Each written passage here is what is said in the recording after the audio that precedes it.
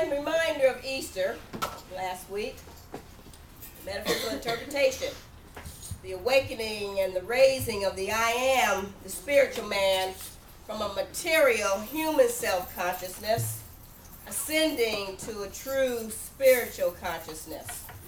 In other words, living from the inside out. When we take a closer look at the actions of Peter and Judas in the Garden of Gethsemane, we see Peter, who thought that the best defense was violence, you remember, so he cut off the ear of the soldier. But Jesus, Yeshua's response was to heal the soldier's ear. That speaks volumes. He was under arrest at the time, and he continued to function from the inside out. He took the time to heal someone else. Many religious scholars say that Judas's betrayal in the garden was an indication of his impatience with Yeshua, and that he wanted Jesus to perform a spectacular demonstration of his power and to overthrow the Romans. Either way, whatever their reasoning, Peter and Judas were not living from the inside out at that moment.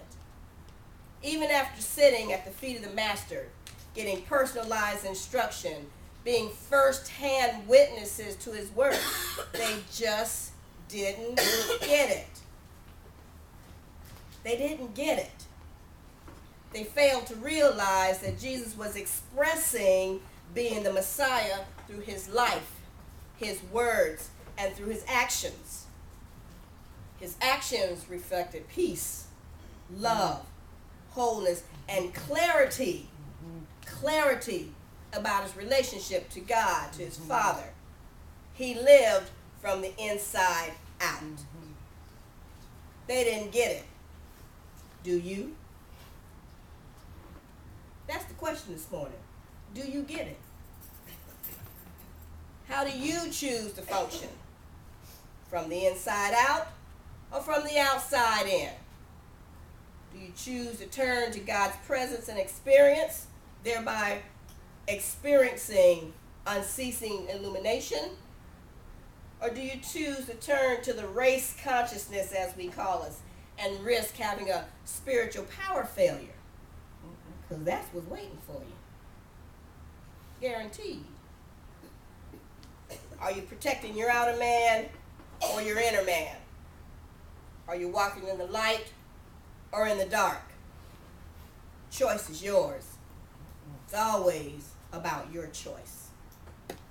2 Peter 1:3 tells us his divine power has given us everything needed for life and godliness. There's a prayer that I say amongst many prayers, but this particular one I'd like to share with you. God, you are more than I can fathom. You care for me and provide reminders of yourself everywhere. I become aware of you and I rest in comfort. There is nothing else. That prayer is a reminder of the timelessness and the order of God in my life. It reminds me that all of life is lived from the inside out. Everything grows from the life force, which is God. But at the core of my being, I am already God's perfect child. And I know that. This life journey gives us the opportunity to uncover layers and layers and layers of fear and ignorance and doubt. We are growing into what we are by divine inheritance.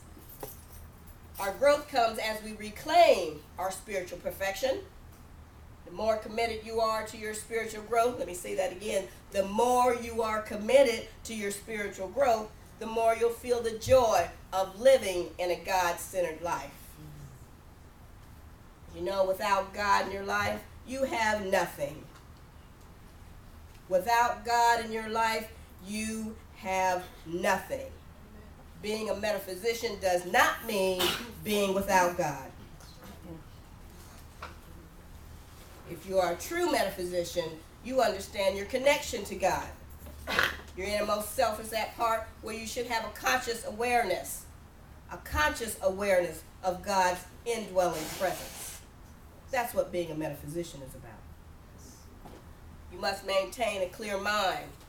And you know, you can clear out all that debris and that stuff that clutters your understanding by study, by prayer, by meditation, and by using your affirmations.